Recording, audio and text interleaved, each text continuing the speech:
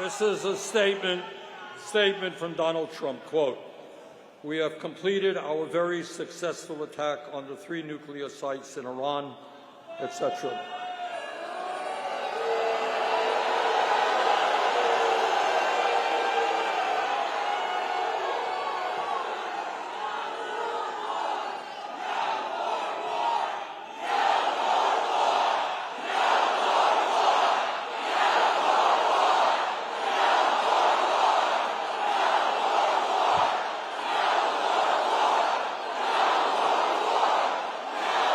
I agree.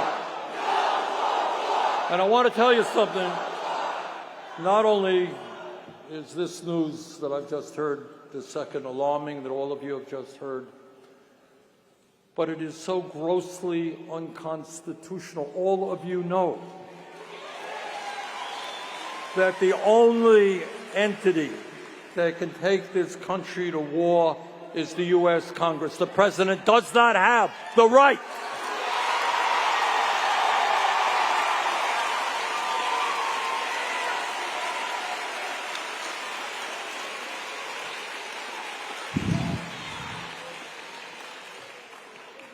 I was talking a moment ago about the fact that we are living in one of the most difficult moments in the modern history of this country, and Trump just made it that much more difficult. That's just another burden we're going to have to carry, and that's just another message we're going to have to get out all over this country. The American people do not want more war, more death.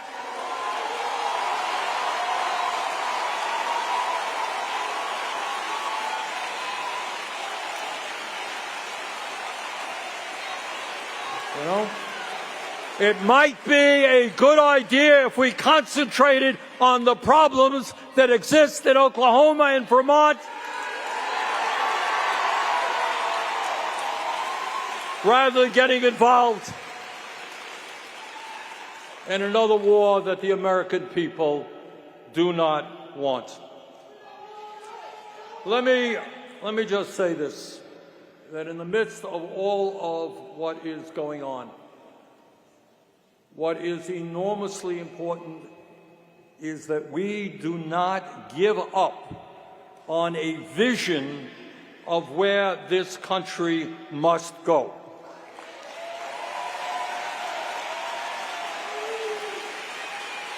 What the establishment wants you to believe is that you have no power, that you can't accomplish anything. They have it all, nothing you could do. And in this moment in American history, what we have got to do in Vermont and Oklahoma, in Texas, all over this country, is stand up and fight back and tell them this is our country.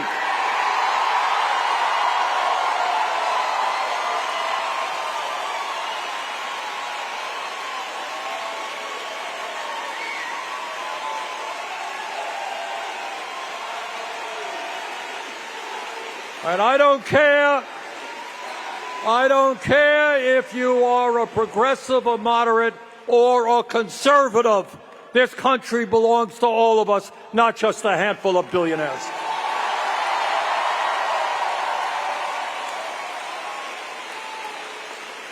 And when we look out into the future, the kind of America we want, let's understand a few things. Number one, instead of giving tax breaks to billionaires, we should demand they start paying their fair share of taxes.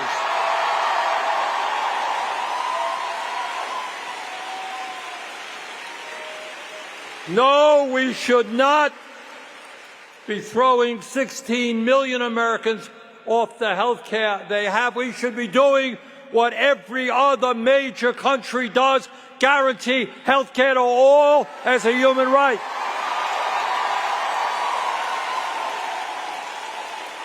This is not a radical idea.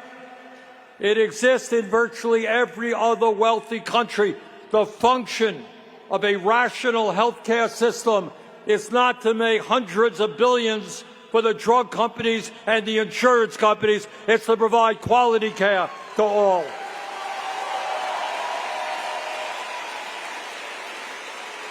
When we look into the future, we must demand that every worker in America earns a decent wage. Raise the minimum wage to at least $17 an hour.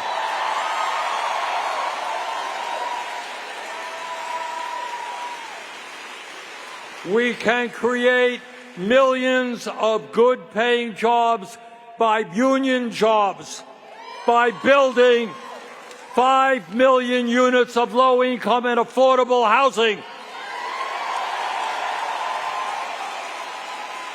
Not a radical idea to say that in a competitive global economy, every young person in this country, regardless of income, should have the right to get a higher education. We can and must make public colleges and universities, community colleges, trade schools, tuition-free.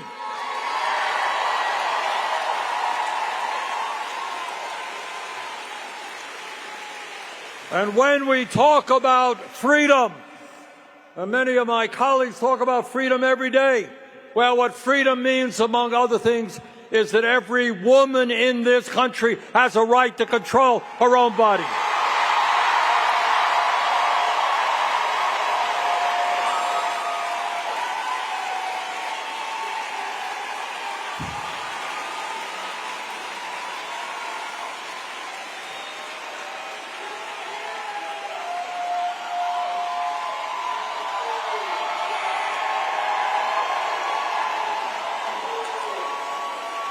And let me just say this. These are tough times, and you just heard 5 minutes ago, going to be even tougher. But in the midst of all of that, not just for our lives, but more importantly for our kids and our grandchildren, we have got to understand that despair is not an option. That's what they want us to believe.